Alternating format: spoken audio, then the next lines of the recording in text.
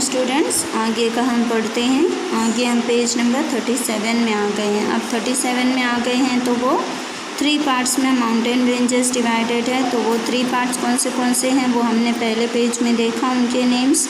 अब हम उसके बारे में अलग अलग से पढ़ेंगे। तो फर्स्ट वन है 1.1 में दिया हुआ है mountain ranges of Himalaya. Himalaya के माउंटेन रेंजेस कौन से हैं और कैसे। Mount Godwin Austen Peak of India is 8,611 meters high। अब माउंट गॉडविन ऑस्टिन जो है पहाड़ की इतनी ऊंची चोटी है कि जिसका जो लंबाई उसकी 8,611 मीटर्स ऊंची है। It lies in the Karakoram range, और ये काराकोरम रेंज में स्थित है। माउंट एवरेस्ट जो है वो 8,848 यानी 8,848 मीटर्स उसकी लंबाई है। Is the highest peak in the world which is located in the Himalayan range इन नेपाल। अब ये जो है ये सबसे ऊंची चोटी पहाड़ों में मानी जाती है जो कि स्थित है नेपाल के हिमालयन रेंजेस में। फिर कंचनजुंगा भी एक पहाड़ है, माउंटेन है, जिसकी ऊंचाई बताया गया 8,518 मीटर्स। नंदा देवी ये भी एक पहाड़ है जिसकी ऊंचाई है 7,817 मीटर्स। एंड बद्रीनाथ में भी पहाड़ है हिमालय का जिसकी ऊंचाई है 7,138 metres. Are high peaks located in the mountainous region of the Himalayas in India. ये ऐसी पहाड़ी इलाके हैं या यहाँ की पहाड़ियों की इतनी ऊंचाई है, इतनी चोटियाँ इनकी ऊंचाई पे हैं जो कि अपने भारत में ही पाई जाती हैं, इसीलिए इन सब चीज़ों को हिमालयस इन इंडिया माना जाता है।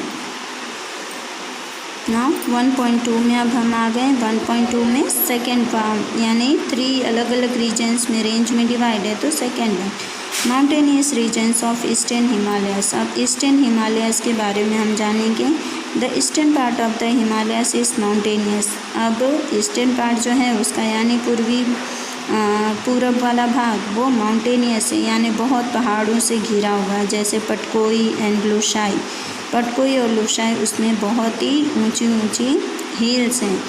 आपको पहले बताया था कि जो बहुत बड़े बड़े पहाड़ होते हैं उनको हम माउंटेन्स कहते हैं, उसके बाद जो थोड़े छोटे होते हैं उनको हम हिल्स बोलते हैं। Form parts of the eastern Himalayas. अब ये छोटे छोटे पहाड़ों के रूप में हिमालयस में फॉर्म हो जाती हैं। वेरस, गारो, खासी, जैंतिया एंड नागा। अब ये जो हैं द नॉट सो हाई। अब ये भी पहाड़ ही हैं यानी पहाड़ों की हिल्स हम इसे बोलते हैं, वो बहुत ज़्यादा बड़ी नहीं है। Hills form parts of the southern Himalayas from the east west direction. अब हिल्स जो होती है hills form parts of the southern Himalayas यानी वो छोटे छोटे पहाड़ों के रूप में आते आते वो सदर्न हिमालयस के साउथ वाले भाग में आते आते ईस्ट वेस्ट डायरेक्शन में डिस्ट्रीब्यूट हो जाती हैं। ईस्ट वेस्ट यानी पूर्व और पश्चिम दिशा में बट जाते हैं ये छोटे छोटे पहाड़। नाउ उसके बाद प्लेन्स ऑफ नॉर्थ इंडिया। अब अपने नॉर्थ इंडिया के जो प्लेन्स हैं, प्लेन्स यानी स्मूथ मट्टी वाला इलाका। The plains to the south of the northern mountain range are formed by the alluvium brought by the Himalayan and Peninsular rivers।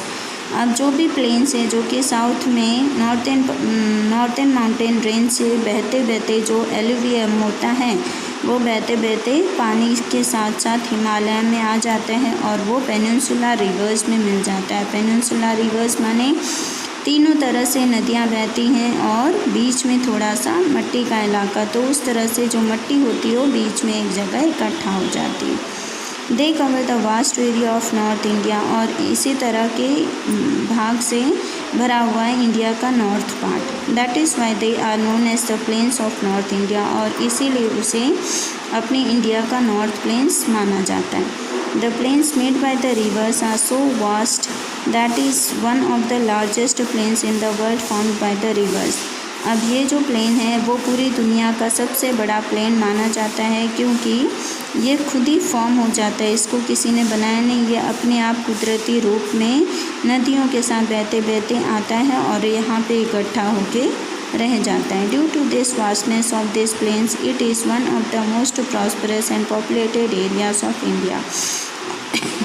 और इसीलिए ये अपनी वास्टनेस यानी बहुत बड़ा इलाका हो जाता है लैंड का।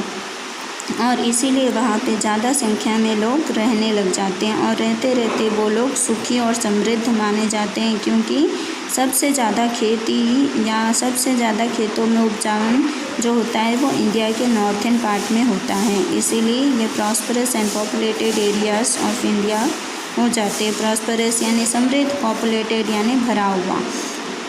भारत का ये भाग हो जाता है समृद्ध और भरा हुआ इलाका।